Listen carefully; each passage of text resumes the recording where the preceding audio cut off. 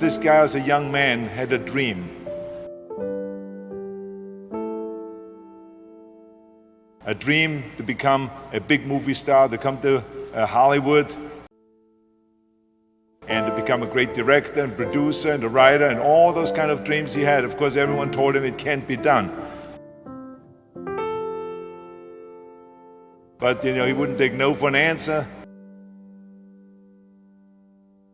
And he moved across from New York to Los Angeles to Hollywood. And of course, one day, after struggling, like we all do in the beginning, to get into TV and into movies, he had this idea of writing a script. And in longhand, he wrote this script, which was Rocky. The fighters come into the center of the ring, looking at each other. Rocky just looking. Creed, the champion, I used to sit in this little apartment, and it was a room. As a matter of fact, the room was so small, I remember I was able to open up the window and close the door while sitting on the bed at the same time. It was like 8 feet by 9 feet. But the one thing about that room, there was really very little distraction. So I would sit there propped up in bed, and I'd go out with my big pen and legal pad and just start writing these stories. And most of them were very, very trivial, but there was something about the process of unrealized dreams. I was always brought back to this subject because I think it's one of the most enduring subjects and one of the most difficult passages for people to accept, that they never were realized in their own lifetime, that they just didn't get that shot. I decided it was a time to come to California, so I went to California.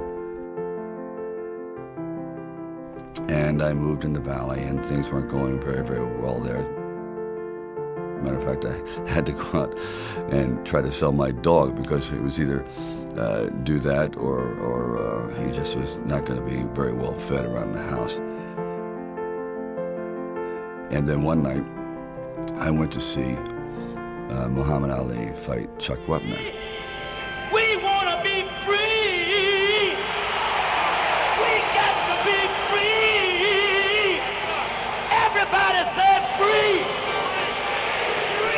Not concerned with the left jab at all. He just takes the... And what I saw was pretty extraordinary. I saw a man they called the Bayonne Bleeder who didn't have a chance at all against, you know, the greatest fighting machine, supposedly, that ever lived. Body back, slips a punch to his left. Oh! A vicious shot to the rib of Muhammad Ali, and what a surprise! Chuck Wepner gets to the body. And for one brief moment, this supposed stumblebum turned out to be magnificent in the fact that he lasted and knocked the champion down. I said, boy, if this isn't a metaphor for life. His entire life crystallized at that moment. He will be remembered for all eternity, at least among the fight fans. He did something extraordinary. I said, now that is probably what I need as a catalyst for an idea. A man who's going to stand up to life and take one shot and maybe go the distance. So I started to write. And 3 days later, I came up with the script of Rocky. Rocky never expected to win. Never. He knew it. He was that much of a realist. And I admired the character for that, because so often I had gone to fight films or sporting films. Yes, we're going to go out there, we're going to knock him out, you're going to win. I said, no, because I'm not going to win. I'm going to get destroyed. But if I can just be lucid, if I can still be standing on my feet, you know what? Then life isn't so bad. And I think, again, symbolically, at the very end of our lives, if we can still say, you know, we were never humbled, we were knocked down, but we got up, and I can say, I lived life with integrity, and I took all the blows, as the song says, and I still prevailed.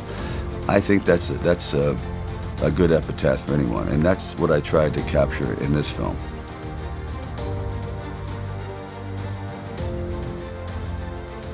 But more importantly, I also realized that you can't be alone.